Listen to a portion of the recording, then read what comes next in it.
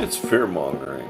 A threatening email sent to state education department staff. If we have a government entity that is threatening to fire people for sharing information that should be public information anyway, I think that is very indicative of a serious problem. And that is where we begin here at 6. State education department leaders trying to catch the canary, so to speak, allegedly sending out multiple emails trying to stop whistleblowers from releasing information.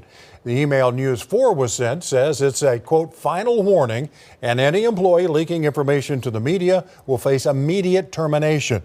As you are aware by now, that threat didn't stop that email from making its way to our inbox. News 4's Kaylee Olivas is joining us now live with details. Kaylee, tell us what's going on here.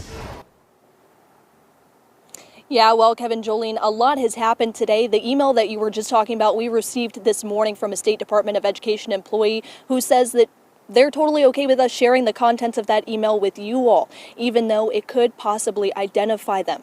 A local attorney that we talked with earlier says that email alone could open up the State Department of Education to a lawsuit.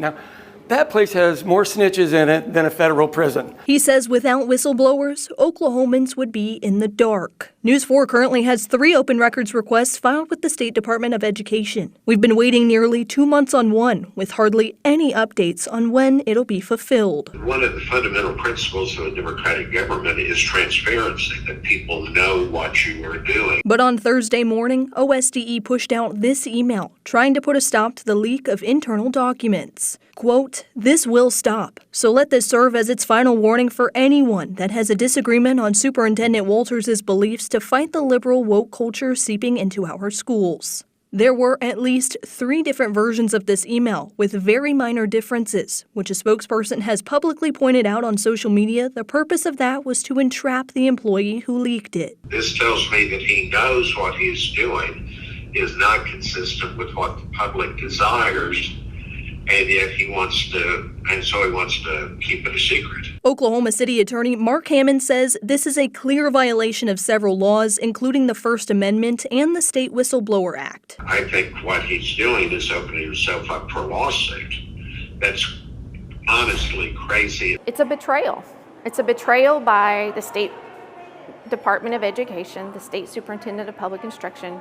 It's a betrayal by him against the educators in Oklahoma who just want to obey the law. Several are now asking State Superintendent Ryan Walters say goodbye to this office. So what I'd like to see is I'd like to see him step down. And if that means starting impeachment proceedings so that we can get somebody in this office that is serious about taking care of our children, all children, then maybe that's what we need to do.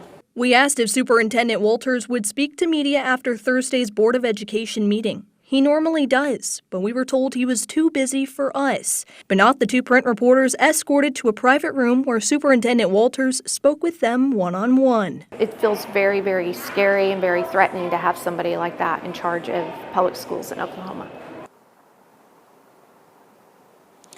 Well, just like you heard, although Superintendent Ryan Walters was too busy to go on camera and interview with us about the emails as well as the earlier Board of Education meeting, a spokesperson of his publicly thanked the media for, quote, outing woke sabotagers. We just want to assure you we didn't do that. Also, confirmation just came into our newsroom that the State Department of Education has now doubled down on that initial email, asking staff members who sent that initial email out to the media to resign immediately. This is a developing story, so as always, we'll keep you updated right here on K4. In Oklahoma City, Kaylee Olivas, Oklahoma's News 4. And the plot thickens at the Oklahoma State Department of Education. Kaylee, thank you.